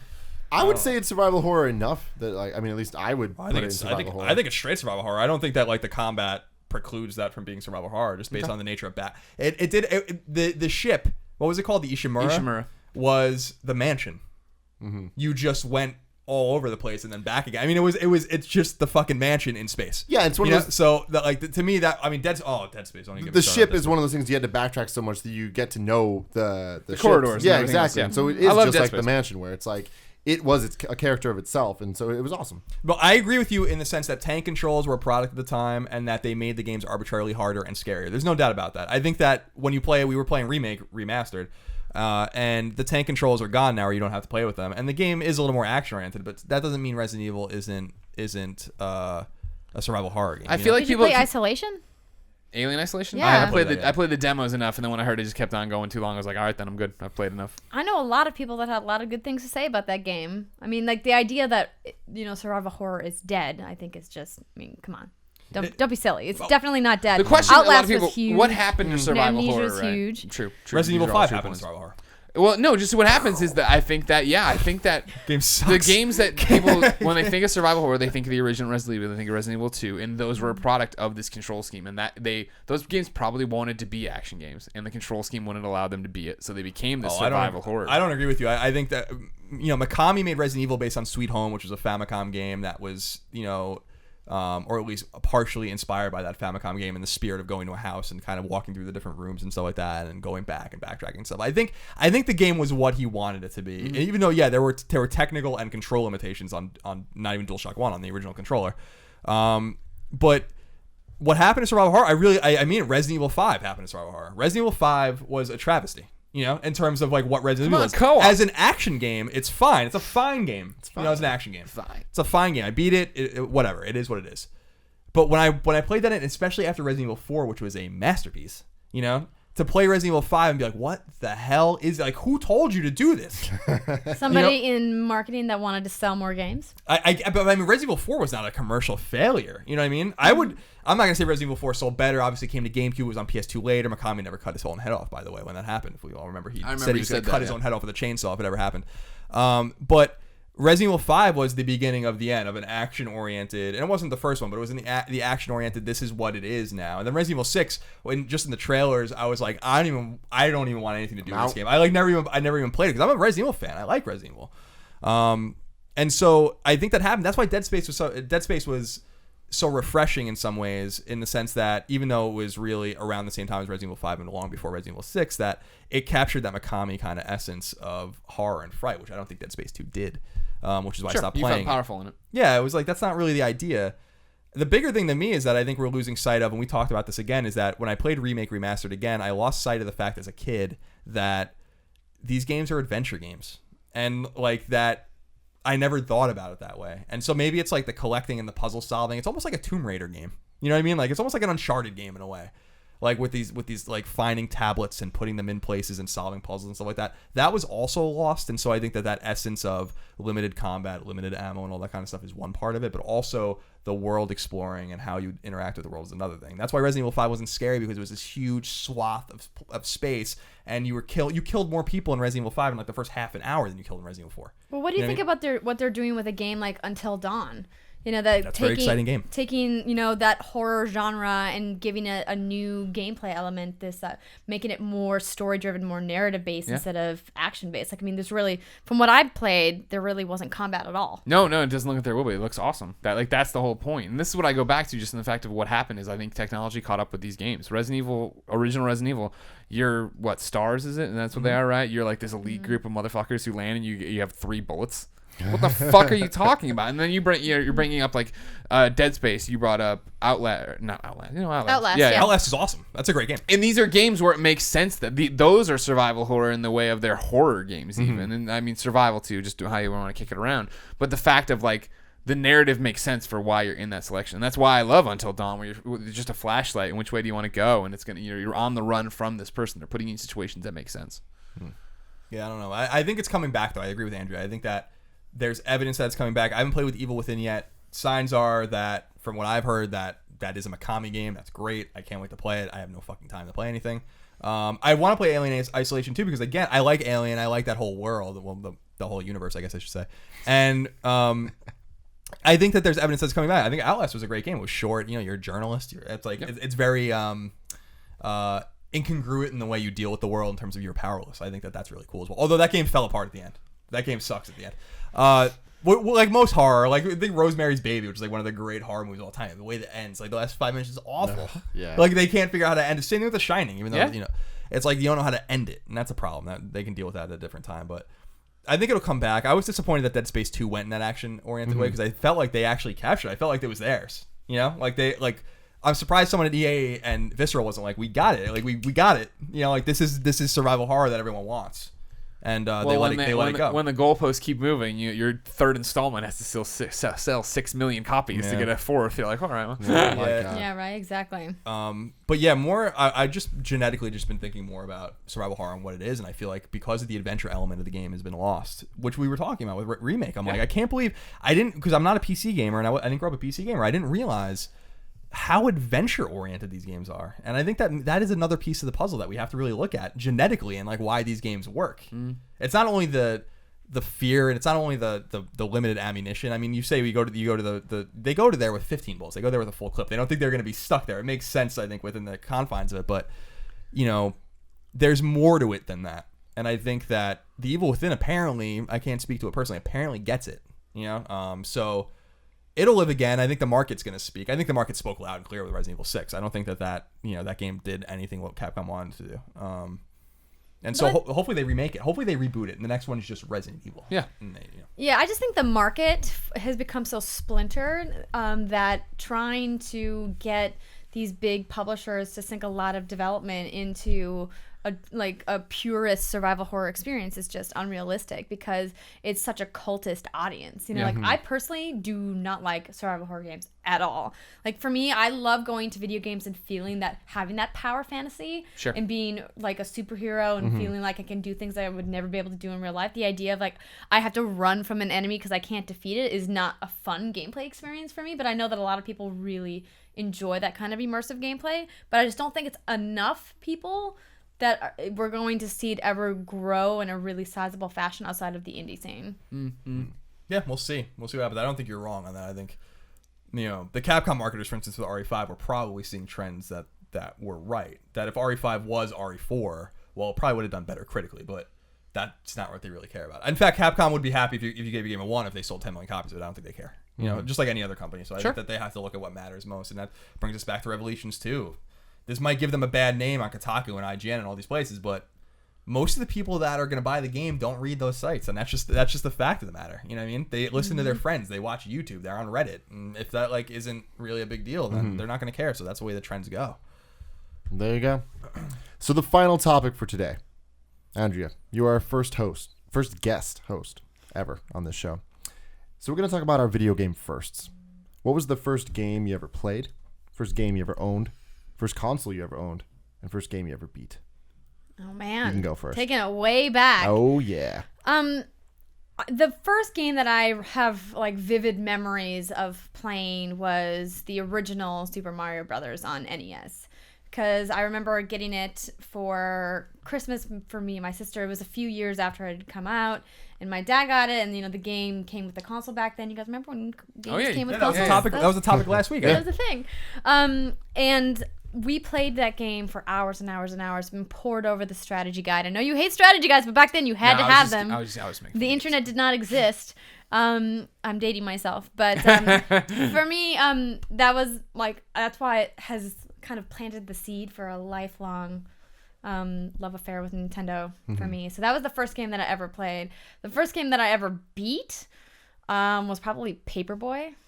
Damn. Could you beat Paperboy? Yes, of course you Man. could. You got skills. Woo. Yeah. Oh man, I'm no, right there with I you. couldn't do that. So many hours. Yeah, that damn Grim Reaper coming in on Tuesday, fucking up my day. What was the first console you owned? So it was the NES. NES, Then? yeah. All right. Mm-hmm. And then, all right, there you go, Colin. My first console I owned was an NES. We had an Atari 2600 too, but that was my brother's, and the NES was my brother's as well. We had Mario. We had awful games too, like Athena, which is fucking terrible. It's a terrible game. Deadly Towers, which Sean Baby used to call Shitty Towers, which is one of my favorite things ever because that's exactly true. He remade the whole box art and everything, so it said Shitty Towers. It looked, well, it was perfect because that game sucks. That was a broader bund game. They had no business making an NES game. But the first game I remember really playing, we had Mario and all this stuff. The first game that I really remember playing as a youth was Kid Icarus, and that game is awesome. That game still, I think, holds up so well. Came out the same day as Metroid. Was really ambitious.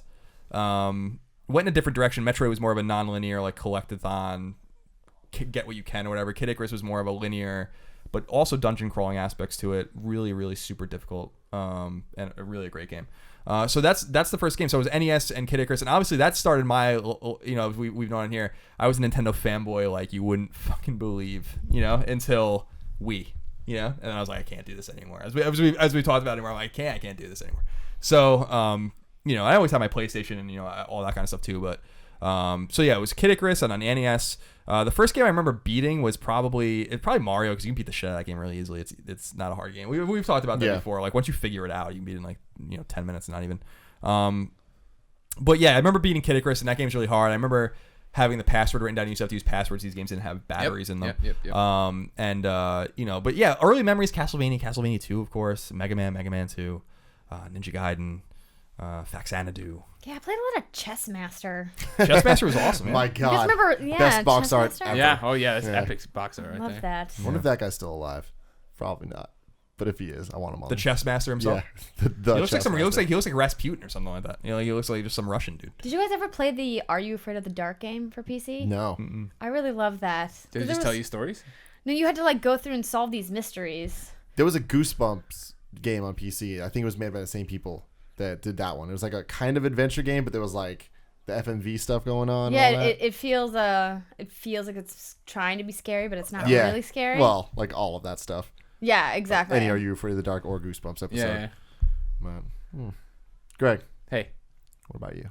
It all starts with Ghostbusters. I always tell yeah. this story. I was a young kid walking through Toys R Us to buy more real Ghostbusters figures with my mom, and we took a wrong turn down the video game aisle, and we were walking, and out of the corner of my eye in the at Toys R Us behind the glass against the wall, I caught the image of the Ghostbusters logo on a Sega Master System game, and I turned and I was like, boom, what is that? My mom's like, that's a video game, and she explained what video games were, and I'm like, I want that. And so for my birthday that year, I got a Sega Master System and the Ghostbusters. Poor child. And that started my love affair with Sega. The Bizarro. Exactly. The Bizarro world. Yeah, just no, that's how it was back then. No research done. Yeah. No. Nobody cared. Nobody looked into what was the better system or anything like that. I just threw the money down and got the toy for the kid that he wanted. Or No, whatever. everyone got their information even on Nintendo side from Nintendo Power, which was owned Nintendo by Power. Nintendo. Yeah. Exactly. But no one knew, and when you knew, you didn't even care. Yeah. It was good. So yeah, I got the Master System, got that Ghostbusters, and that we were off to the races there. So that was your first game you ever played? Yeah. So you didn't even know what a video game was. You're just like, I want that. It's one of those things. This is a story I've told so much. I don't remember video games before Ghostbusters. Was I at someone's house who probably had an NES? I'd like to think so, but the fact that why would I have not been into that? Why would I have not been into Mario? And I remember, That's a good question. I have distinct memories of going to kids' house post Master System and seeing an NES, and because I'm pretty sure it was just This was it. This is the first time I had ever seen a video game system. The first time I knew anything, because I have distinct memories of going to my friend Travis's house and him having an NES, just having gotten it. And we're playing Mario, and I'm like, this is cool, but it's not a Master System. And like the console war stuff starts already, right? Oh It was just my like God. This thing, and they had Duck Hunt. I'm like, what's this knockoff gun game? My Master System comes with a gun game too. This is clearly the knockoff. my You know what I mean? gosh. Like, it's just you have no, because there was no internet, and I couldn't read. I was a kid. You know what I mean? Like, you don't know I anything. couldn't And like, read. How old were you? I mean, this is pre-kindergarten, maybe kindergarten. You couldn't read in kindergarten, right? No, No. okay, I mean, no. You yeah. learned your alphabet there. There's alphabet on the That's true. going around the. Yeah, yeah. the I ceiling. guess most Oh, kids okay. couldn't read in That's it. kindergarten. It's preschool and then kindergarten. All right, because I remember we jumped on. I don't know, whatever. I remember in first grade for a good report card, I was able to convince my parents to buy me a Genesis, and so I had the Master System for years You before were just that. sticking with it. Yeah. Now you bought yeah. Genesis. This is the interesting thing to me. You bought Genesis before Sonic. No, mine came with a pack in Sonic. Oh, okay. Because I had to I thought work you on were him. so because I had. I did was not under start with the illusion that you Altered were Beast. so crazy that because Genesis came out in '89, Sonic didn't come out till '91. Yeah. That you were one of those people that bought like Altered Beast. Yeah. No, which is no. the worst game of all time. Yeah. Or like one of those guys that was like Alex Kidd. No. Alex Kidd, I not went back Alex for Kidd. Alex Kidd. Don't get me wrong, but I mean, Alex no, Kidd's good. At the jump, no. I remember it was a big deal Okay. that I 'Cause convinced I would have them. loved that. And so, because it was the whole like reboot that they talk about in Console Wars, right? Where it's gotta get, and like they had the mascot and they had everything, and they rebranded Genesis. That's when it became, again, it was something I knew about through comics. And then you whatever. bought Saturn. I did buy a Saturn. my Yeah. God. I didn't. Which I is the didn't. best that you bought the Saturn. The Saturn it's one of those things that's an unforgivable moment with my mother, where I made my Christmas list and gave it to her, and I had an N64 on there. And because I was finally you did the thing where you pull yourself away enough to be like, something's wrong. I don't think I'm on the right side of history. Wait, so you didn't get an N64? You got a Saturn instead? My mom looked at the list and That's she the biggest goes, travesty I've ever heard. she's like, N64, huh? You sure you don't want that new Sega system? You've always been a Sega kid. And I was like, I was on the fence, Mom, but you're right. Get me the Sega Saturn. I want to play No! Virtual Worst Fighter. decision ever. That's Nights so into dreams. sad. Yeah. Oh, it was bad news. There were some bears. great games. I mean, like Sure. Shining, Sure, Shining Force, sure. right? Shining in the Darkness, Yeah, and yeah. then Panzer Dragoon Saga. Panzer Force. Dragoon. Right, Oh my right, God. That was right. like the seminal. But I Saga. mean, like, yeah, that was years later. Then I went and got the N64. Woke up. Oh yeah, Yeah, this is what's woke up. Because like Yeah. that was an unforgivable sin for Sega. I could never go back to Sega after that. And that's why when the Dreamcast came out, I was like, oh, this is cool. But I'm like, fuck you guys. Really? And then when 'Cause they that was- failed, I was like, good. I'm Because that was glad. the first. That was the first Sega console I got at launch. Where Yeah. I was like, oh, maybe I've been wrong this whole time. Because Yeah, you were right. no, I because like I was such a Nintendo fanboy when I was a kid that like. It was just all about it, NES, SNES. And then when N64 came out, it was so devoid of games. Everyone forgets that N64 No, I don't launched remember. with 2 games. There were 2 games on N64 for like 2 months. cares? All you Who the need hell is Mario cares? 64, one of Mario the 64 best games ever made, Oh, ever. That's play it forever. another I don't even know if I God. want to go down that No, road. no, Are no, you no. about to say that Mario 64 is All not right. good? No, I was going to say Mario 64 is vastly It was overrated. groundbreaking. It is Mario 64 groundbreaking. will It be a topic next week.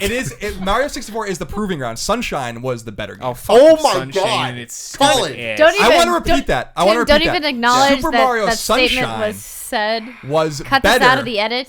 Holy. than Mario 64. Mario 64, like Ocarina of Time, right? Ocarina of Time was a great game. Mario 64 is a great game. What were the better games? Majora's Mask and Sunshine. Oh wow. You know? Oh wow. You think Majora's Mask is better? Okay. You never know I mind. love Majora's Mask, but I gotta go It's Ocarina of okay. Time. But- Tim, I want to know what your first game Yeah. was. All right. So, well, first off, before I even get to that, you were on the wrong track so much. I didn't even know that there was a Sega Master Oh System. no, most people didn't. No, I'd bring kids over to play video games. I'm like, you want to play games today? Like, oh sure. And they come in like, what the fuck is this? Do you not have a Nintendo? And I'd be like, what? No. Well, what's crazy about Is that a is thing? I Is didn't know. I didn't know Master System was a thing until like a few years ago. Yeah. Even like it's like it wasn't until video games on the internet. I mean, I was so into Master System when I got the Genesis. My parents bought me the adapter so I could still play Master System games on the Yeah. Genesis. That was a Oh, cool. That man. was a cool step. That Yeah. Genesis was a good machine. Yeah. Super Nintendo embarrassed it, but it was Sure. a good it was a good machine. Yeah. It was a good machine. So the first game memory I have playing a game is Prince of Persia on some type of computer system. I don't remember what it was. Okay. And I remember just being like, oh my God, you can interact with this. And it was crazy. And it blew my mind. Then my dad, when I was in second grade, bought a Commodore 64. And keep in mind, me being in second grade, this meant I was gonna say, you're that the young, Super though. It was Nintendo, like 5 years ago. Super Nintendo was out at that point. And but I didn't know anything about all that. And I was playing Jumpman on the Commodore 64, and there was a James Bond game, and they were just so rudimentary and stupid, but I'd go to school and I would nothing more than go home and play this damn Jumpman game. And then one day my mom brought me to Toys R Us, and it was a very similar thing, and I just saw the Super Nintendo. I'm like, yes, oh my God, I want that. And got it. And That it day, came or with- did you have to like? It was that day. Damn, that's a good I don't one. know why it happened, but it happened that day, and it came with the bundle with Super Mario All Stars plus World, the best single cards Yeah, that's a of great all cartridge. time. That's a great cartridge. And I was just like, holy crap! And I played the hell out of that game. But that was not the first game I beat. None of those Mario games did I beat yet. Mario's Missing. That was the first game. Oh God, I did. Kevin's fucking uncle is a swindling piece of shit who sold me this little kid. Mario is Missing. It's a Mario game. Motherfucker. That was not a that game was Mario rough. game. That was a goddamn travesty, and you knew it. He also sold me Tiny Toon Adventures Buster Bust Loose, so I gotta give him some credit for that. But the first game I ever beat was Yoshi's Island. Nice. Yeah. Wow. So that's That was pretty late. Yeah, it's mid 90, 95 That came out in or 95, I think, 6. Yeah. And I probably didn't beat it until a little bit later than that. But I'll never forget. I think I've told this story before, but I was playing the game, and it has 6 worlds. I didn't know that. So when I got to the castle, like world 1 to 8 or whatever, in the first world, I was like, oh my God, this is it. And I remember I was going to Great America. My friend's dad was bringing us to Great America, and I was like, he's going to be here in like 10 minutes. I need to beat this. And then I beat the boss, and I was like, yes, I beat a video game. Oh my God. I was so excited. And then it just went to the next world screen. I was like, what? What And the I fuck looked is up, this? and I saw it said 2, 3, 4, 5, 6, and I'm like, oh my God. And that was probably the moment that I was like, video games are my life. This is the best Yeah, thing. 'cause you have in to the entire dedicate your world. life to And then games I like did that. not want to go to Great America. I was like, this sucks. But we went Can I all cancel? like, the entire I don't time. feel so well. I was just thinking about Yoshi's Island, and oh man, Yoshi's Island, one of my favorite games of all time. It's funny, man. Like I want to. It should be a future topic, but with Greg growing up Sega and then kind of going in other directions, and me growing up Nintendo and kind of going in other directions, like it would be a fun topic to figure out like when your allegiances were formed and how. And I use allegiances loosely because I played PlayStation. I had a PS1 and an N64, and for instance, and then I had a GameCube and Xbox and a PS2. But like when your real love of like these core companies like began and ended, and how they began and how they ended. Yeah. Like my complete, and you were there for witness. Like my complete Oh, yeah. meltdown with Nintendo, Yeah. like in 2008, was like one of the funniest things ever. And like The best was when Colin was trying to sell himself on Nintendo still being cool in 2008. When he would go home every night and play the Wii and not play other things. Like, what do you? He played the worst third-party games on Wii that barely ran and had no textures. He's like, whatever, that's what I got. I like Nintendo. Yeah, I was like, Nintendo's the best, man. What are you talking about? It's true. But like, because like, NES, for instance, NES and SNES got me hooked on JRPGs, right? Like Dragon Quest and obviously, or Dragon Warrior at the time, and Final Fantasy, and then obviously all of the Square games and the NX games on SNES. So I had to buy a PS1 because that was my JRPG machine. Then obviously later on N64, and you play whatever you play on that. I mean, there's a lot of great games on it. Again, a lot of revisionist history about N64. The library was actually quite weak. But then GameCube came, and GameCube was actually like a great console. Like I loved GameCube. It was a great console. Mario Golf. Oh, Mario Golf. It was okay. I still say SNES is probably arguably the best gaming console of all time. I don't think there's an argument to be made. I would It's say a fact. I would still say NES is my favorite. NES. I don't want to say best. Yeah, I think NES's catalog. Oh, that is- makes sense for you. just in terms of pure gameplay, like in pure gameplay, like just like oh my God, like the 3 Ninja Gaidens, 3 Castlevanias, 6 Mega Mans, 3 Marios. Like there's just like all of these Yeah. gameplay masterpieces, like 10s. But then again, you go to Super Nintendo. I mean, Mario World is a 10. So amazing. Yeah, I mean, like that's why I always bust Greg's balls when he had to play Sonic, and I'm like, and I hate Sonic so much. Like I've never been like, I'm so open about that. I think that game sucks. I love Sonic. And like, It's OG and- one. Sonic is bad. I used to love Sonic. Not I did anymore. too, and then It's I like put played Mario I World played next to episode Sonic. 4. And I was Mario like, you guys are World crazy, blows and you Sonic played out of the it. water. Jesus. Yeah. It's so, but I'd love to know when everyone like that's another topic. But like when everyone turned, because like everyone's always like, "Oh, you're so hard." To me, like you're so hard in Nintendo. I'm like, dude, you have no idea. Like how on Nintendo's nuts I was. When I It was young. like a You have bad breakup. No, it was like a bad breakup because I loved PlayStation. I got my PS2 when it came out. I got my obviously I couldn't afford a PS3 when I moved here. I was fucking poor. Me too. But yeah, like you always had your Nintendo consoles, and then it's like eventually I was just like, I can't do this anymore. Like I woke up one day, I was like, what am I? I'm like, I remember it was with Lying in the shower, Yeah. pounding on the wall. I remember waking up. It was when the straw that broke the camel's back was that 007 game. I don't remember what it was when it came out like early in the generation, and it was on all the consoles. And I played it on Wii U or Wii, and I was like, I remember going in, and I'm GoldenEye? like, huh? No, it wasn't Daniel GoldenEye. It was Craig before one. that. I know what you're talking Goldeneye. about. Yeah, no, Right? it wasn't GoldenEye. There was a GoldenEye. There with was a Daniel GoldenEye. Craig. There was. There was, There but that's- an EA. That was like a remaster. Bloodstone, Yeah. I think it was. That sounds right. Yeah.